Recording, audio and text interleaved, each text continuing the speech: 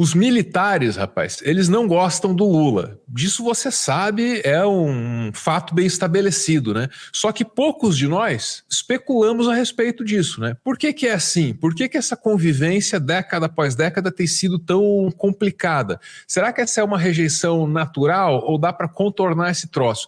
Pois o UOL fez uma entrevista interessantíssima lá, rapaz, com um brigadeiro aí, o Joseli Parente Camelo. Saiu uma resposta interessante aí sobre essa relação. Vamos ouvir.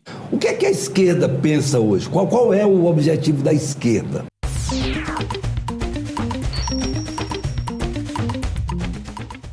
Eu mencionei essa entrevista, é o militar que hoje está lá no tribunal, tem quem chame de tribunal de brinquedo, de justiça de mentirinha, o tribunal deles. Mas enfim, vamos respeitar, pô. É o Joseli Parente Camelo aí. Vamos ouvir o que ele fala sobre os militares não gostarem muito do Lula e, na sequência, o comentário do nosso Léo Péricles. Vamos primeiro ouvir o Milico. Militar, pô. Respeito. Com o presidente Lula. Com muita honra. O senhor parece que pilotava o jato presidencial. Eu pilotava, fui secretário de coordenação e acompanhamento de assuntos militares, fui responsável por todas as viagens dele, por todos os eventos que ele fazia no Brasil e no exterior. Portanto, o senhor conhece muito bem o presidente Lula. Ele, nas gestões anteriores dele, teve um comportamento muito adequado com as Forças Armadas, em termos de investimento, prestigiou as Forças Armadas, não me parece que tenha tido nenhuma...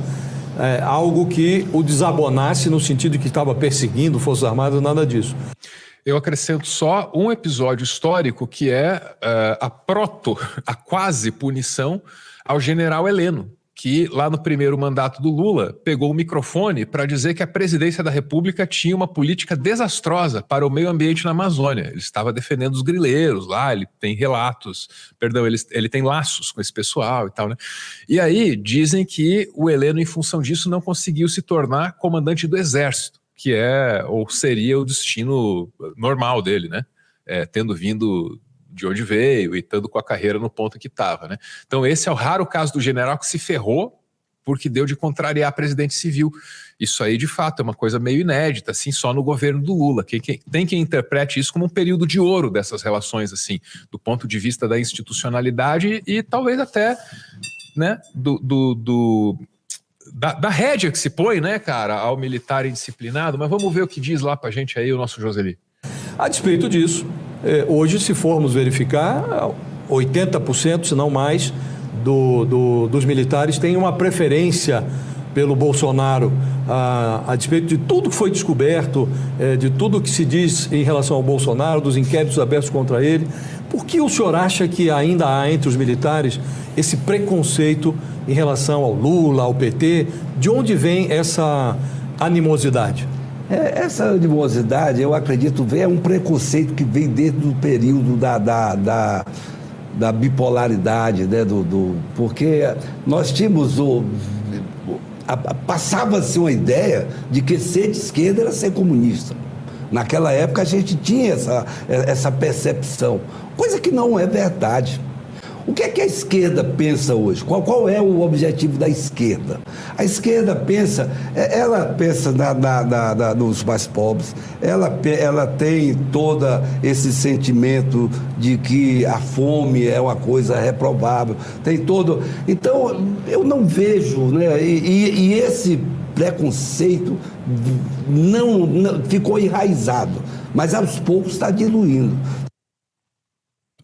Muito bem, creio que seja o suficiente para que eu possa encaminhar essa discussão aqui com o meu Leonardo Péricles. Leonardo, esse aí você sabe que é o militar democrata, tá? Esse aí é o militar que fala bem do Lula, é o militar que conhece bem o Lula, que aparece assim na imprensa brasileira como um legalista, né?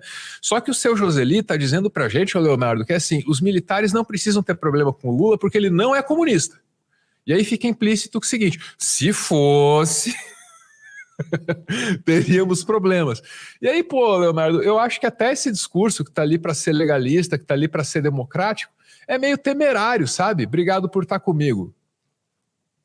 Olha, Álvaro, é bastante interessante ver a colocação do Joseli aí, do militar, para a gente perceber que as Forças Armadas elas estão permeadas, né, por um anticomunismo doentio impressionante.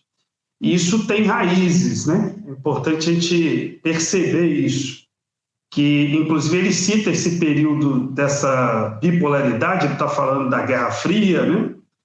Enfim, de um outro contexto que a gente viveu, e efetivamente as Forças Armadas no Brasil, elas tiveram uma formação na Escola das Américas, que é uma formação norte-americana, extremamente anticomunista, anti-esquerda, anti-movimentos sociais, e acaba que elas contrariam o próprio princípio, um princípio que elas evocam, que é o nacionalismo, que é a defesa da nossa pátria, né? Porque estão subjugadas ideologicamente a outra nação, a concepções de um outro país. Então já começa errado. Segundo, que nós tivemos uma ditadura militar de 1964 a 1985, que torturou, matou, perseguiu, expulsou, ocultou cadáveres, estuprou milhares de pessoas no nosso país, onde os generais, o alto comando das Forças Armadas, acompanhado de uma cadeia de comando, que inclusive envolveu civis, que inclusive envolveu setores do grande empresariado, inclusive articuladas com o grande empresariado brasileiro, e fizeram essas barbaridades todas, montaram um estado de exceção, e é importante ressaltar que nunca houve revisão deste processo. Houve uma lei da anistia em 79, que foi interpretada da seguinte forma: se anistia os torturados, que é um processo normal depois de ditaduras, só tem que anistiar também os torturadores. Tá? Então, total impunidade daqueles que praticaram esses vários crimes, inclusive continuados, crimes inclusive com base histórica, porque as Forças Armadas também não começaram com a ditadura militar a reprimir seu próprio povo. Isso aconteceu na ditadura também do Estado Novo, que acontece de 37 a 45, tem bases lá no período colonial, na escravidão, uma vez que as Forças Armadas tiveram um papel de manutenção da escravidão, de manutenção do tráfico. A Marinha de Guerra, por exemplo, teve um papel de manutenção do tráfico negreiro, mesmo depois de ser proibido no Brasil. Então, enfim, o que eu quero ressaltar com isso? Que todo esse histórico